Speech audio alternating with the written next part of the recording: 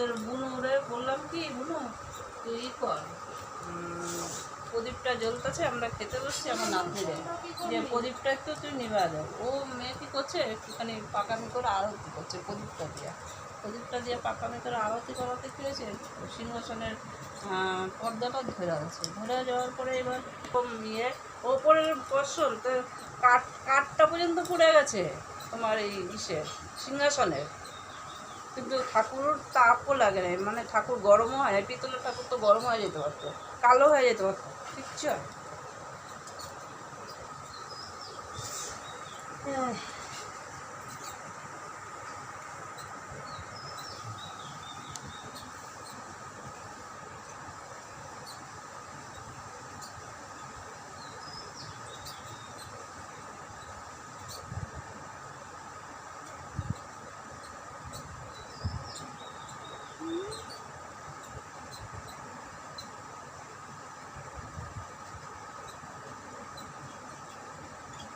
Cameraman বসেছে,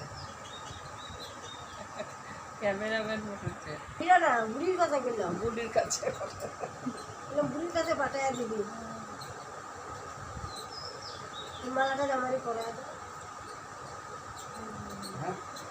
করা দেবো নাকি? হ্যাঁ বৌদি করাচ্ছে,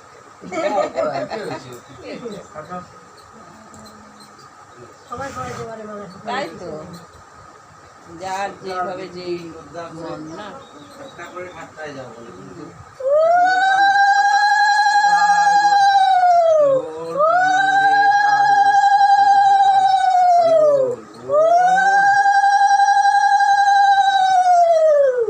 পূজা আসছে আর মালা আনবি, সুতির মালা দেখা, এই তো পাটের দিয়ে বানাইছে।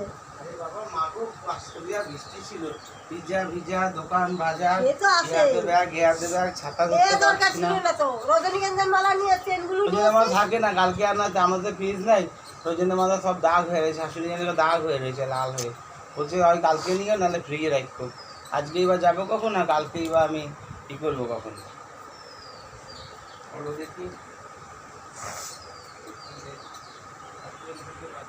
আমাকে যে আধ্যাত্মা গোপনীয় বিষয় কৃপা করিয়া বলিলে, তার ফলে আমার মনের খুব ধারণা বুঝবে।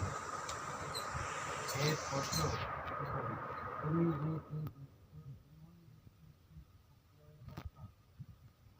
মহাত্মার কথা শ্রবণ করলাম,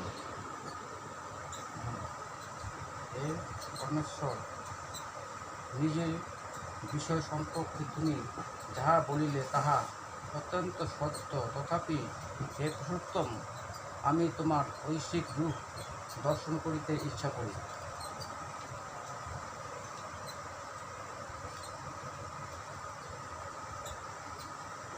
হে প্রভু, তুমি যদি মনে করো যে আমি সেই রূপ দেখিতে সক্ষম, তবে তোমার সেই অবিনশ্বর নিত্য রূপ আমাকে দর্শন করা, কারণ তুমি যোগেশ্বর।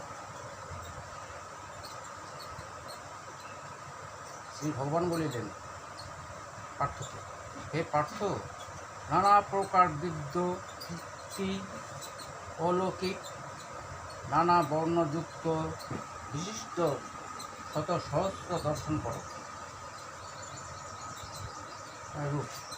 হে ভারত, আমার দিব্য দেহে দ্বাদশ আদিত্য, অষ্টবসু, একাদশ রুদ্র, ঊনপঞ্চাশতম বায়ু, অবিনশ্বর অশ্বিনী কুমারদ্বয় দেখো। এই সকল আশ্চর্য রূপ পূর্বে কেহ কখনো দেখে নাই।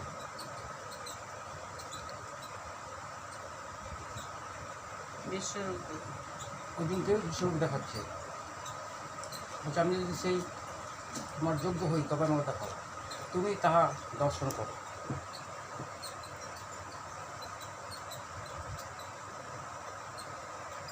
হে দুরাকেশ, আমার দেহ মধ্যে বিশ্ব চরাচর দর্শন করো, যাহা কিছু আরও দেখিতে ইচ্ছা করো তাহাও দর্শন করো, কিন্তু তোমার সামান্য চর্মচক্ষু দ্বারা আমার সেই রূপ দেখিতে পাইবে না। তাই তোমাকে আমি দিব্য চক্ষু দান করিতেছি, তাহার সাহায্যে তুমি যোগেশ্বর রূপ দর্শন করো। সঞ্জয় বলিলেন, হে রাজন, মহাযোগেশ্বর শ্রী হরি ইহা বলিয়া আপন ঐশ্বিক রূপ পার্থকে দেখাইলেন। বদন, মুখ ও চক্ষু বিশিষ্ট অনেক অদ্ভুত দর্শন ও বহু দিব্য অহংকার যুক্ত এবং দিব্য অস্ত্রধারী মূর্তি দেখিতে পাইলেন।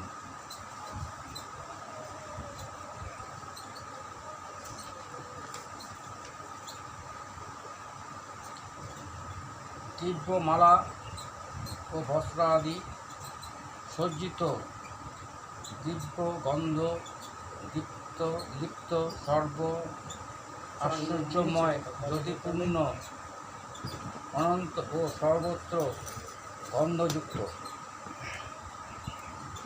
যদি মহাকাশে একত্রে সহস্র সূর্য উদিত হয়, তবে সেই মহাত্মার দীপ্ত কিছু সমান হইতে পারে। অর্জুন তখন সেই দেবতার ও দেবতার শরীর বহু বিলুপ্ত বিশ্ব ব্রহ্মাণ্ডকে একত্রে দেখিতে পাইলেন।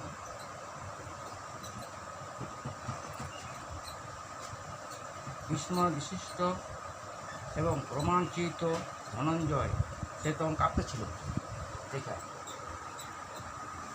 অঞ্জয় তখন মস্তক নত করিয়া ভগবান শ্রীকৃষ্ণকে প্রণাম করিয়া কৃতাঞ্জলি করিলেন, হাতে ধরে প্রণাম করিলেন। অর্জুন বলিলেন, হে দেব, তোমার দেহের মধ্যে সকল দেবতা, বিভিন্ন প্রাণী, কমলাস, সমস্ত ব্রহ্মা, পূর্ণবান ঋষিগণ ও সর্ব সকল দেখিতেছি। হে বিশ্বরূপ, বিশ্বের বিশ্বরূপ, আমি তোমাকে বহু উদর বদন ও চক্ষু বিশিষ্ট সর্বব্যাপী দেখিতে পাইলাম, কিন্তু তোমার আদি অন্ত দেখিলাম না।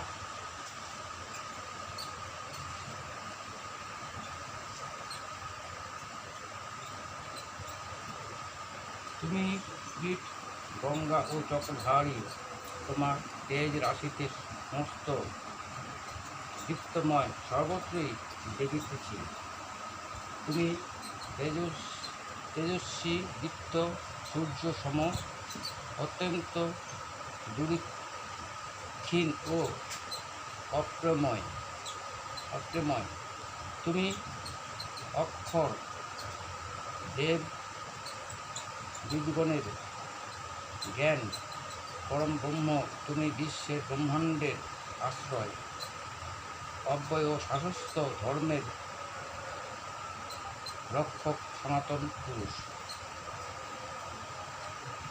তুমি অখণ্ড, বীর্যমান ও আদি মধ্যে অন্তহীন, অত্যন্ত বাহু সমাসিত চন্দ্র সূর্য, তোমার নবোদয় দীপ্ত শাসনের ন্যায় তোমার বদনমণ্ডল তেজে তুমি বিশ্ব চরাচর উত্তপ্ত করিতেছ।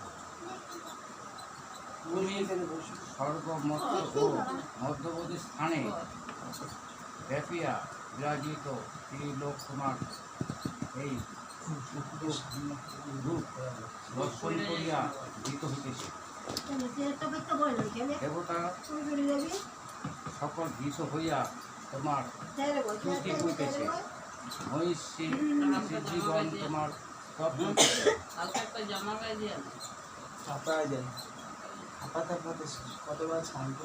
রুদ্র, আদিত্য, পশুগণ, সাধুগণ এবং বিশ্বের দেবতাগণ, অশ্বিনী কুমারগয়, মরুৎগণ, পিতৃগণ, গন্ধর্ব, যক্ষ, অসুর এবং সকলেই বিস্মিত হইয়া তোমাকে দেখিতেছি।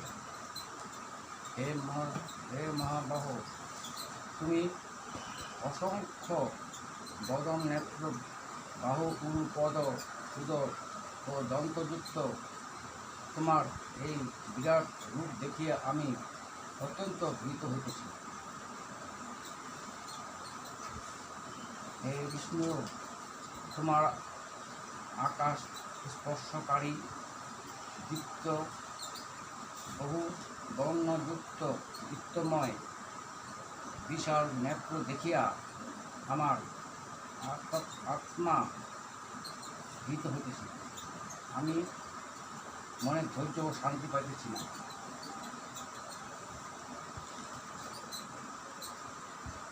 ডিস্টার্ব কাল বিষ জগনিবাস তোমার বদন সকল দেখিয়া আমি দিশাহারা, মনে শান্তি পাইতেছি না।